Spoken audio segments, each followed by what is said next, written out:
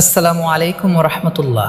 বিশ্বাসের আকাশে যুক্তির আলো ছড়াতে লজিক্যাল রায়ান বইয়ের ৩২তম পর্বে আপনাদের স্বাগতম। আজ আমরা জানব মরুভূমির রাখাল ও একটি অতিপ্রাকৃত গ্রন্থের গল্প। পুরোটা সময় জুড়ে আপনাদের সাথে আছি আমি মোহাম্মদ বিপুল হোসেন। চলুন মূল পর্বে প্রবেশ করা যাক। মরুভূমির রাখাল ও একটি অতিপ্রাকৃত গ্রন্থ। লাইব্রেরির পিনপতন, নীরবতার মাঝে কেবল এসির মৃদু আওয়াজ আর বইয়ের পাতা উল্টানো শব্দ। রায়ান একটা পোয়েট্রি এনসাইক্লোপিডিয়া পড়ছিল। হঠাৎ ওর সামনে এসে দাঁড়ালো শুভ্র, হাতে রিচার্ড ডকিন্সের একটি বই। শুভ্র রায়ানের পাশে বসে নিচু গলায় কথা শুরু করলো। রায়ান, তোমাদের ওই দাবিটা তো বেশ অদ্ভুত। তোমরা বলো কোরআন নাকি স্বয়ং আল্লাহর বাণী, কিন্তু লজিক্যালি দেখলে তো মনে হয় মুহাম্মদ সাল্লাল্লাহু আলাইহি ওয়াসাল্লাম খুব মেধাবী একজন মানুষ ছিলেন। তার কবিত্ব শক্তি ছিল প্রখর। তিনি বাইবেল, তাওরাত আর আরবের পুরনো রূপকথাগুলো মিলিয়ে নিজের মতো করে একটা চমৎকার কাব্যগ্রন্থ লিখে ফেলেছেন। একজন মেধাবী মানুষের পক্ষে এমন একটা বই লেখা কি অসম্ভব? এটাকে কেন ঐশ্বরিক বলতে হবে? রায়ান বইটা বন্ধ করে শুভ্রর চোখের দিকে তাকালো। ওর মুখে সেই চিরচেনা আত্মবিশ্বাসী হাসি।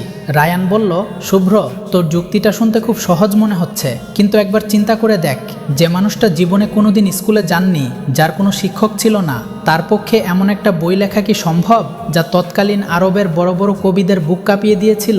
তৎকালীন আরবের কাফেররা নবীজিকে জাদুকর বলেছে, পাগল বলেছে, কিন্তু কেউ কি বলতে পেরেছে যে মোহাম্মদ তুমি এই লাইনটা ভুল লিখেছে বা এই কবিতার ছন্দটা কাঁচা? মেধা থাকলে অক্ষর জ্ঞান ছাড়াও অনেক কিছু করা যায় রায়ান, এটা কোনো মিরাকেল নয়। রায়ান বলল, আচ্ছা মেধার কথা ধরলাম, কিন্তু কোরআনের ভেতরে এমন কিছু তথ্য আছে যা মুহাম্মদ সাল্লাল্লাহু আলাইহি ওয়াসাল্লামের মেধার গণ্ডিতে আসাই সম্ভব ছিল না। ধর, কোরআনে বলা হয়েছে ফেরাউনের লাশ পচে যাবে না, বরং তা পরবর্তী প্রজন্মের জন্য নিদর্শন হিসেবে সংরক্ষিত থাকবে, সূরা ইউনুস 92। অথচ মমি আবিষ্কৃত হয়েছে কোরআন নাজিল হওয়ার 1000 বছরেরও বেশি সময় পরে। মুহাম্মদ সাল্লাল্লাহু আলাইহি ওয়াসাল্লাম কি টাইম ট্রাভেল করে ভবিষ্যতে গিয়ে ওই মমি দেখে এসেছিলেন? শুভ্র একটু থমকে গেল। রায়ান আবার শুরু করলো, শুভ্র, কোরআন যদি মুহাম্মদ সাল্লাল্লাহু আলাইহি ওয়াসাল্লামের নিজের লেখা হতো তবে বইটিতে নিজের গুণকীর্তন থাকতো, কিন্তু তুই কি জানিস পুরো কোরআনে মুহাম্মদ নামটা এসেছে মাত্র 4 বার, অথচ ঈসা আলাইহিসসালামের নাম এসেছে 25 বার, আর মুসা আলাইহিসসালামের নাম এসেছে 136 বার। নিজের লেখা বইতে কি কেউ অন্যের নাম এত বেশি লেখে? সবচাইতে বড় কথা হলো কোরআনে নবীজিকে কয়েকবার সংশোধন বা তিরস্কার করা হয়েছে। যেমন সূরা আবাসাতে এক অন্ধ সাহাবী নবীজির কাছে এসেছিলেন কথা বলতে। নবীজি তখন বড় বড় কাফের নেতাদের দাওয়াত দিচ্ছিলেন বলে কিছুটা বিরক্ত হয়েছিলেন। আল্লাহ সাথে সাথে আয়াত নাজিল করে নবীজিকে সতর্ক করলেন, যদি তুই একটা বই লিখতি তবে তুই কি নিজের ভুলের কথা জনসমক্ষে সেখানে লিখে রাখতি? নিজের ভুল কেউ নিজে লেখে? শুভ বলল, হয়তো ওটা একটা স্ট্র্যাটেজি ছিল রায়ান। Ryan, strategy? আচ্ছা, কোরআনের চ্যালেঞ্জটার কথা ভাব। কোরআন চ্যালেঞ্জ দিয়েছে, যদি তোমাদের সন্দেহ হয় যে এটি আল্লাহর বাণী নয়, তবে এর মতো একটি সূরা অন্তত তৈরি করে দেখাও। সূরা বাকারা 23। আরবের বড় বড় কবিরা যারা ভাষার রাজা ছিল, তারা লড়েও কি এক এক লাইন তৈরি করতে পেরেছে? আজও কি কেউ পেরেছে?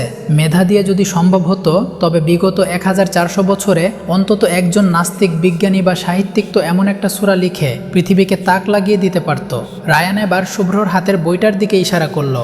শুভ্র, তুই যে বিজ্ঞানের কথা বলিস, সেই বিগ ব্যাং, ভ্রূণতত্ত্ব, পর্বতের শেকড় বা সমুদ্রের নিচের অন্ধকারের কথা কোরআনে যেভাবে নির্ভুলভাবে বলা হয়েছে, তা কি 7ম শতাব্দীর একজন মরুভূমির মানুষের পক্ষে কল্পনা করা সম্ভব?